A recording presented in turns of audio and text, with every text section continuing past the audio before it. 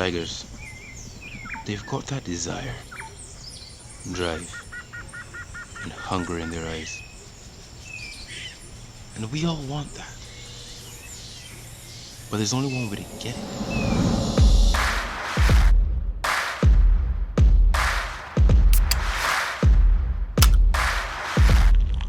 Tiger Malt. It's essential.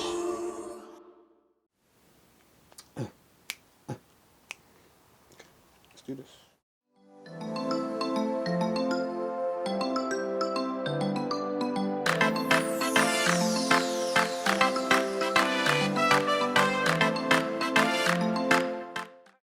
Hey guys, welcome back to yet another video. I mean, it's not a way to say podcast video. I mean, that's different. That video that you just saw, I made that last week. And I figured, hey, why not? Let's actually do a video where I actually explain how I actually go about making some of my videos. I mean, I've never actually done it before where I actually explain how I make some of my videos, like say the movie, the short film Pandemic, or even the other short film that I did that was called Shack that I released last year, or was it this year? I can't remember.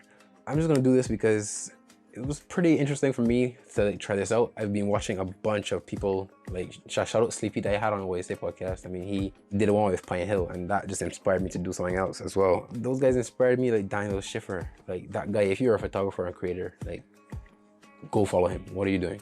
Especially with stuff like this. He does this stuff at home. And that's essentially what I did. So today I'm just gonna be like reviewing that and like what I did, show you, because I recorded on my little puny camera, and hopefully you guys enjoy this video. Smash the subscribe and like button if you do actually enjoy this kind of content. I do have one that I could do from some of my short films as well, because I do have some behind the scenes for those as well. So I mean, if you do, smash the like button. Let me know if you want, down in the comment below. And yeah, let's get into it, and I'll explain how I made my Tiger Malt commercial. Fake one, that is. Okay, so basically I have my laptop in front of me, and I'm just gonna be going through each of the behind the scenes footage that I have and just explain to you why I did certain things, what I did, and then we'll go through the editing stage and the editing process. And I mean, I'm not gonna show you exactly how I edited it, but I'm gonna just take you through how I did it basically. And hopefully if anybody out there does want to try it, I mean, Sleepy, I don't know if you want to use this to help you if you see my setup. I mean, you've seen it already, but some other people that are out there that may want to try it, photographers, videographers, creators in general, if you do want to try this, you can. There are multiple videos. I'm not that good.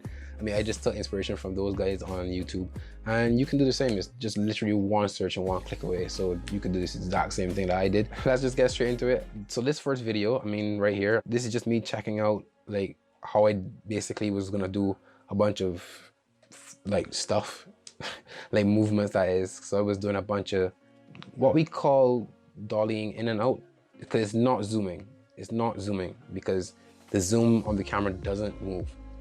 From this, you can kind of see the setup a bit. I mean, I have literally one of the lights using right now, which is just a lamp. And then I have another desk lamp there that you can see, like right here.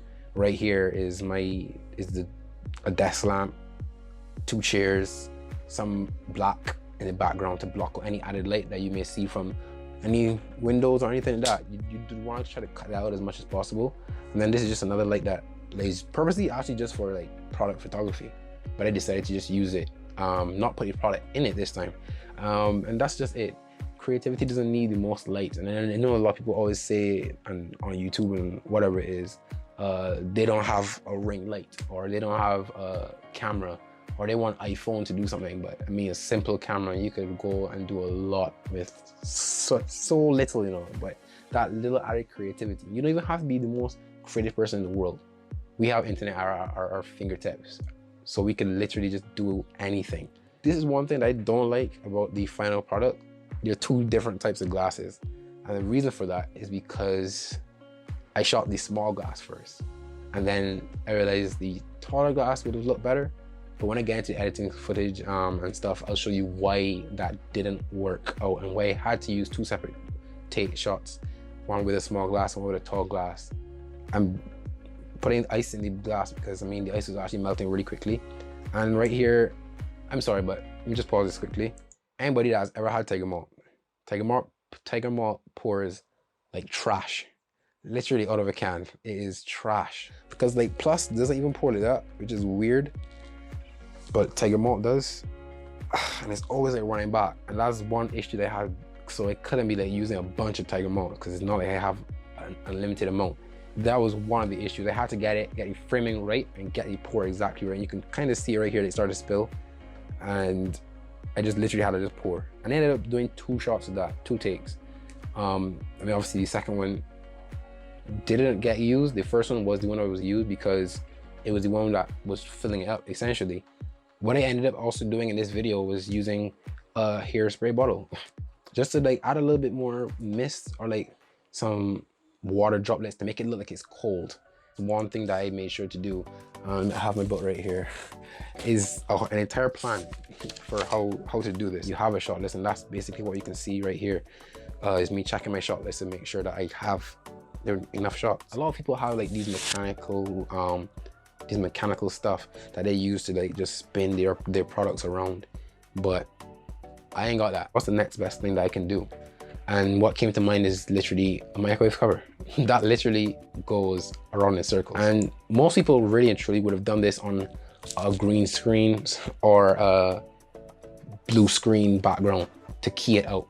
I'm just doing it as much as I possibly can, trying to get the movement as smooth as possible so that I can mask it out and mask it out well enough. Some of these spins were hard because the microwave cover spin plate or whatever isn't that smooth on a box or on a mirror. So I literally had to just try to do it a bunch of times. And when you do so many takes, you can go through so many different options. And besides, I ended up going back using the very first one because that was the best. I mean, right here that I'm going through is just me testing out again a bunch. This is it with the smaller glass where I put it there to just test out and see how it looks with different movements and whatever it is, and it worked out for me. So on to the next section. This is basically the editing stage of it all. What I have right in front of you guys right now and what I'm looking at right now is the timeline. I mean, for somebody that wouldn't know, this looks really confusing. There's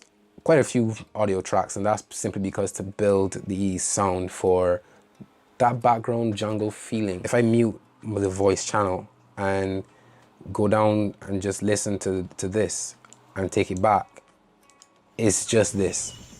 It's literally just sounds of a jungle. No roars, no nothing. Just footage, stock footage from online, and just doing this. And as I said, that is literally my favorite scene. I'm gonna show you exactly how I edited it. There are a bunch of tutorials to help you out there that can do this stuff, even a parallax like I did with this. A bunch of people that take you through how to do this. This even as an image, that's an image, and masking it out so that it seems that you're going into the tiger's eye, that's just something. And as I said, this next scene is one of my favorite. I mean, doing this was quite an experience for me, just alone, because I've never attempted to do anything like this, and it has a bit of a directional blur to make it seem like there's movement, but this is simply just this.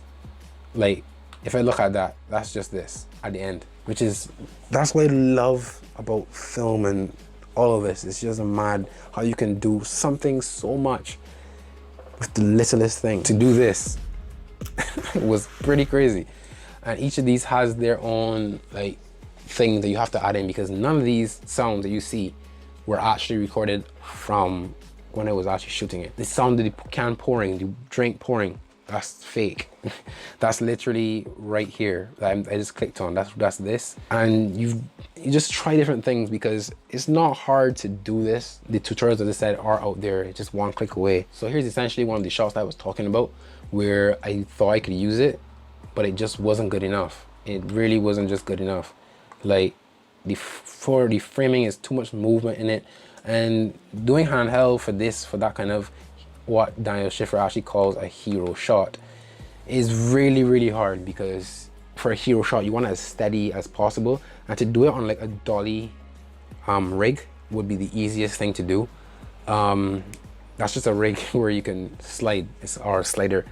That's the easiest thing to do it, but doing it handheld is remarkably hard. So that had to be something just cut from the entire idea, and just keeping a steady shot, which ends up being this on that you can see on the preview plane, preview panel. And I mean, it looks really, really nice once you color grade it and whatever, you add the nice bars and it looks all cool and whatever.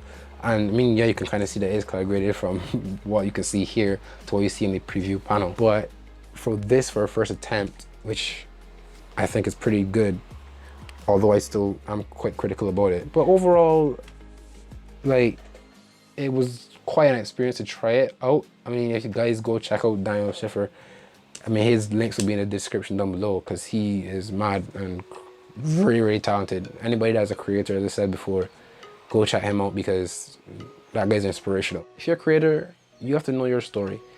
You know what you build, because all of your audience needs something to follow. Everyone loves a story. So make one. You can learn so much from people online. It's crazy. So social media doesn't have to be all that negative. Once you use it for the right things, it can be good. But I think I'm gonna leave it there. I didn't want to go too in depth with how I actually edited it.